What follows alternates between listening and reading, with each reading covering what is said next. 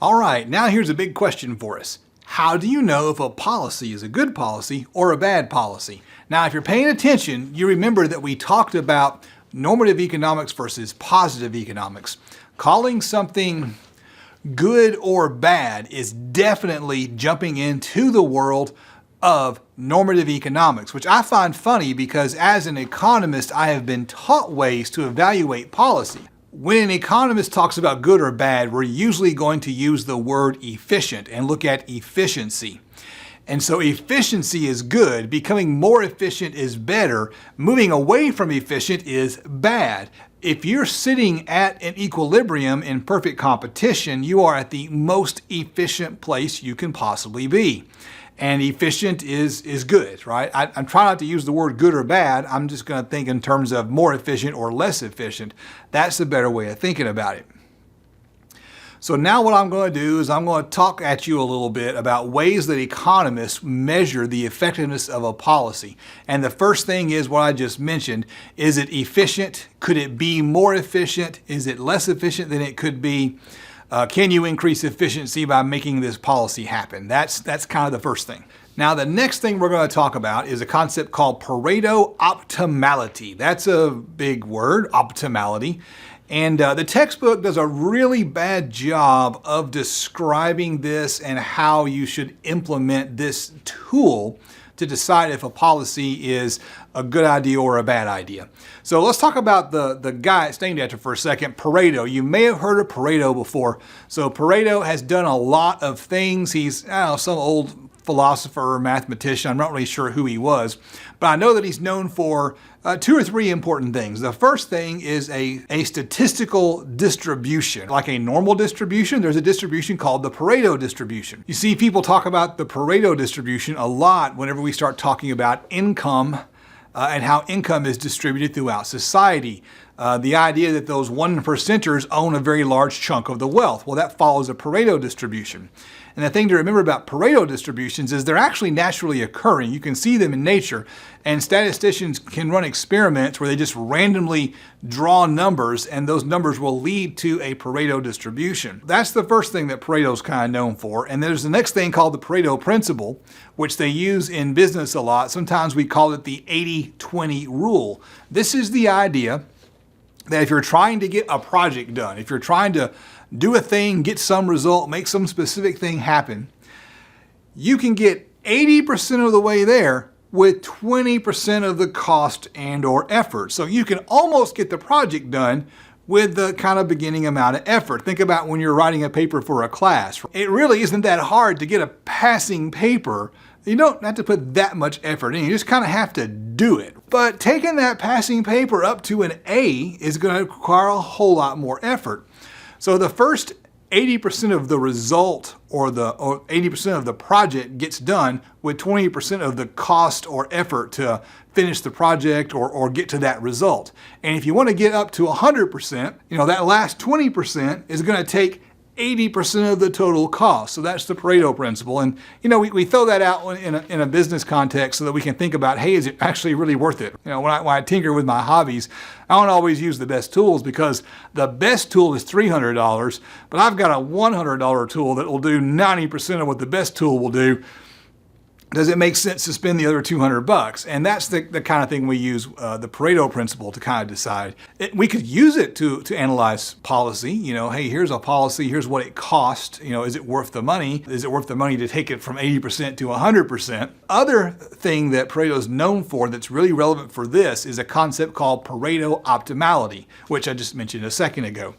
And the book totally botches describing the Pareto Optimum in a way that's useful for us to understand how to evaluate a policy. So let me give you a definition of a Pareto Optimum. A Pareto Optimum is a situation, I'm going to call it an equilibrium, right? A resting point. It's an equilibrium where if you move from the equilibrium in an attempt to make one person better off, you will make somebody else worse off. Let me kind of go over that again. Let's think about that.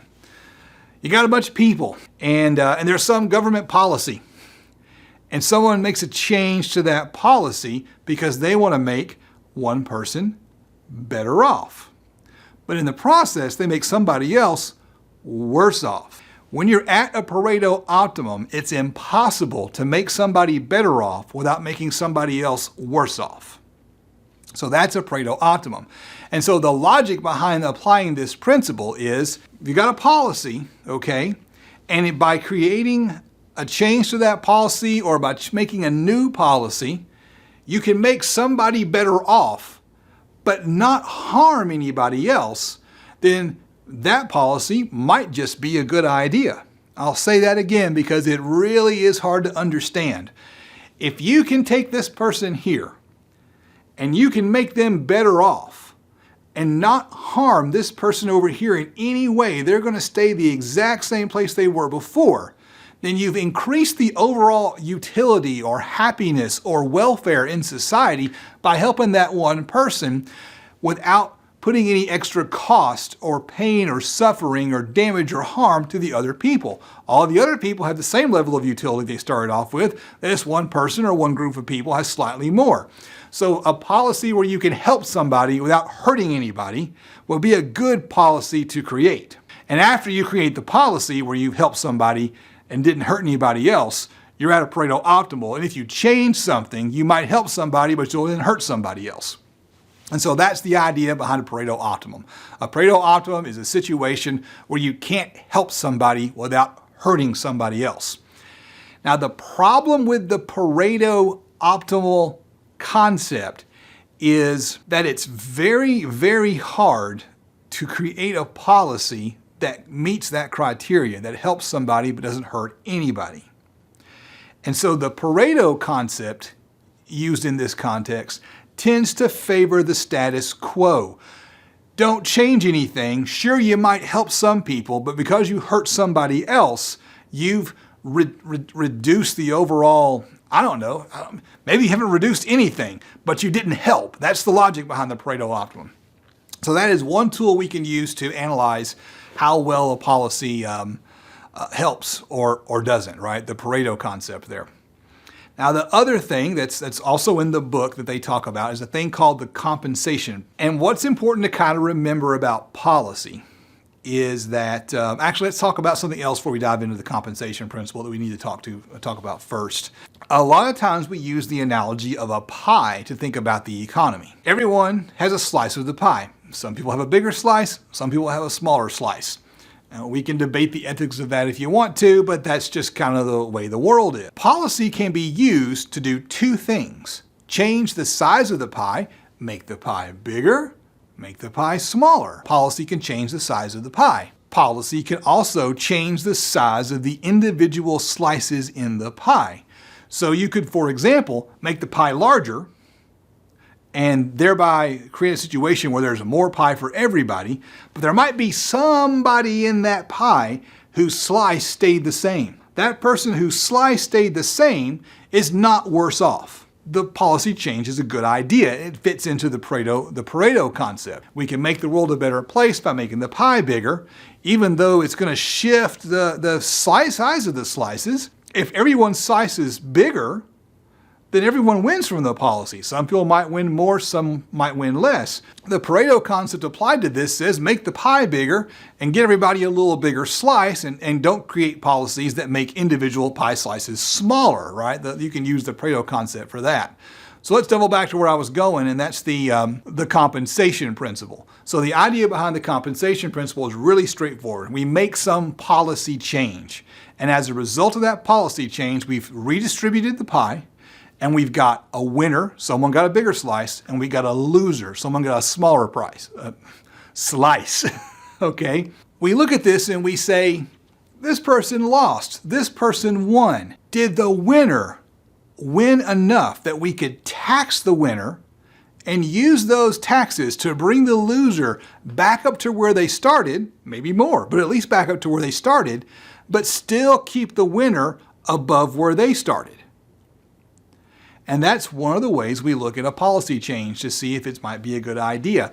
If the winners could, technically speaking, compensate the losers, thereby negating their losses as a result of the policy change, and the winners still be slightly ahead, then we look at a policy like that and we say, that's going to be a net gain to society.